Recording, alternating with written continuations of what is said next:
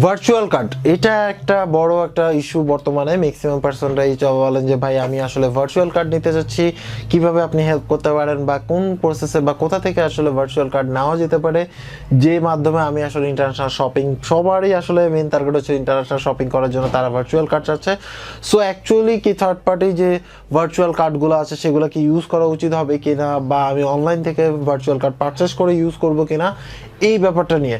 So hello viewers, this is Mahfuz from RealTech master. আজকে আমি আসলে আপনাদেরকে বোঝানো ট্রাই করব আসলে ভার্চুয়াল কার্ডটা কি, এবং আপনি কি আসলে ইন্টারন্যাশনাল মার্কেট থেকে যে ভার্চুয়াল কার্ডগুলো পাওয়া যায় বা অনলাইনে যে ভার্চুয়াল কার্ডগুলো পাওয়া যায় সেগুলো ইউজ করা ঠিক হবে কি না, এবং আমাদের বাংলাদেশে যে ব্যাংকগুলোতে ভার্চুয়াল কার্ড আছে সেগুলোর ক্ষেত্রে। সো চলুন শুরু করি।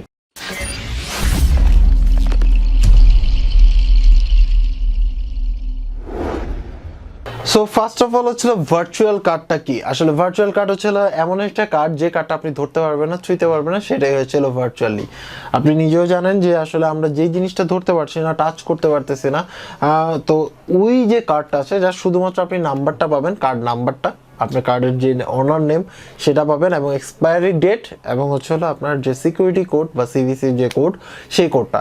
এই কয়েকটা জিনিসই দিয়ে যে কার্ডটা দেওয়া হয়। বাট এটা আসলে প্লাস্টিক কার্ড না, এটা টোটালটাই হচ্ছে ভার্চুয়াল, টাচ করতে পারবে না, আনটাচড কার্ড, সেই কার্ডটাকেই বলা হয় ভার্চুয়াল কার্ড। এখন কথা হচ্ছে যে এই ভার্চুয়াল কার্ড নিয়ে কিন্তু আসলে অনেক কোশ্চেন, আজকে থেকে না প্রায় 2-3 মাস ধরে আমি কিন্তু মোটামুটি ভালো কোশ্চেন পেয়েছি। বিভিন্ন অর্গানাইজেশন কিন্তু টুকটাক ভার্চুয়াল কার্ড দিয়েছে মাঝখান দিয়ে।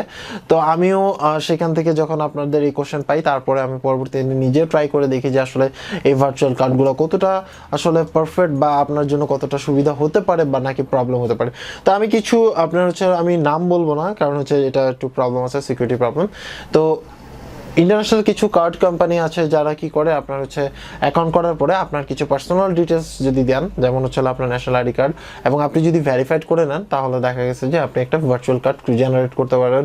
অনেক ক্ষেত্রে দেখা গেছে যে আপনি ফুল ইনফরমেশন আপনার না দেওয়া ছাড়াও আপনি চাইলে একটা কার্ড জেনারেট করতে পারবেন, কিন্তু ফুল ইনফরমেশন দিলে 5টা করতে পারবেন। তা এরকম মানে অনেক বড় পলিসি আছে।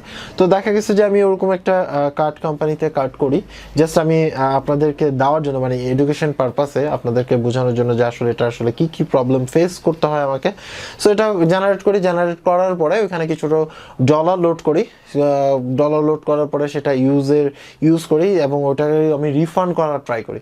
তো দেখা গেছে যে এই ধরনের ভার্চুয়াল কার্ড, ইন্টারন্যাশনালি যে ভার্চুয়াল কার্ডগুলো আছে, ম্যাক্সিমাম কার্ডগুলোর ক্ষেত্রেই একটা বড় প্রবলেম হচ্ছে, একে হলো আপনি ওই সাইডে আগে ট্রাস্টেড, এটা বাইর করতে করতে আপনার অনেক সময়ের ব্যাপার স্যাপার। যদি আপনি ট্রাস্টেড সাইডও পান, সেই ক্ষেত্রে আপনি যে ভার্চুয়াল কার্ডটা নেবেন সেই কার্ডের মধ্যেও যদি আপনার ডলার লোড করতে হয়, সেই ক্ষেত্রেও কিন্তু আপনাকে আপনার আরেকটা কার্ড থাকতে হবে যে কার্ডে আপনার হচ্ছে ডলার আছে। তো তার মানে কি, সেই ঘুরে ফিরে একই কথা হলো, আপনার যদি ফিজিক্যালি কার্ড থাকে তাহলে আপনি ওই ভার্চুয়াল কার্ডে লোড করতে পারতেছেন। তো তাহলে আমার কি দরকার আছে যে আমার যদি ফিজিক্যালি আপনার ডলার কার্ড থাকে, তাহলে আমি কেন ভার্চুয়াল কার্ডটা ইউজ করবো? হ্যাঁ, এখানে কিছু রিজন আছে। কিছু ওয়েবসাইট আছে বা কিছু সাইট আছে যেখানে আপনি আপনার অরিজিনাল কার্ড নাম্বারটা দিতে যাচ্ছেন না। দ্যাটস ওয়াই তখন আসলে আপনি চাইলে এই কার্ড থেকে আপনার যে ডলার আছে সেটাতে ট্রান্সফার করে নেবেন, ট্রান্সফার করে আপনি চার্জ দেবেন। এই ক্ষেত্রে একটা কথা মনে রাখেন, আপনি আপনার কার্ড থেকে ধরেন $10 আপনি যখন এই ভার্চুয়াল কার্ডে ট্রান্সফার করবেন, তারা কিন্তু একটা চার্জ কেটে নেবে, দেখা গেছে $1 মতো বা 25-30 সেন্ট বা এরকম আর কি, মোটামুটি একটা চার্জ কেটে নেবে। এক গেল এটা। এবার এই কার্ডটা যখন আপনি ইউজ করে কোনো পারচেস করবেন, আমি একটা পারচেস করে দেখছিলাম যে আসলে কেমন কি হয়।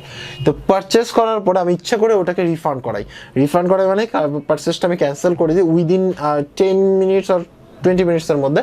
তো তখন হচ্ছে এটা রিফান্ড করতে টাইম যেরকম লাগে দেখলাম আমি, তারা বলে 10 কর্মদিবস। আপনি একটা জিনিস চিন্তা করেন, আপনার কাছে $100 আছে বা 100 টাকা আছে, সেটা দিয়ে আপনি একটা জায়গায় পারচেস করতে যাচ্ছেন। সেই পারচেস করার পরে ওটা কোনো কারণবশত যদি রিফান্ড হলো, ওইখান থেকে মেল দিয়ে দিছে, অলরেডি রিফান্ড করে দিছে, কিন্তু আমার যে কার্ড আছে সেই কার্ডে সেই জিনিসটা ডিসপ্লে করতে 10 ডেজ সময় লাগছে। এবং আমি আনফর্চুনেটলি মানে বলতে এটাই হলো যে ছুটির দিন বাদে 10 কর্মদিবস প্রায় আমার 12-15 দিন সময় লাগছে ওই কার্ডের ওই যে ব্যালেন্সটা যেটা রিফান্ড হয়েছে, 12-15 দিন পরে এটা রিফান্ড হয়েছে। সো এটা একটা বড় একটা প্রবলেম ভার্চুয়াল, মানে রিয়েল যে ভার্চুয়াল কার্ডগুলো আছে সেই ক্ষেত্রে। দেন হচ্ছিল আপনার আরেকটা ব্যাপার হচ্ছিল, এই ভার্চুয়াল কার্ডগুলোর ক্ষেত্রে আপনার দেখা গেছে যে অনেকগুলো ফেক কার্ড জেনারেট হয়, বিভিন্ন ধরনের ফেক ওয়েবসাইট থাকে, সেগুলো থেকে যদি নেন তাহলে তো আপনি পুরোটাই ধরা।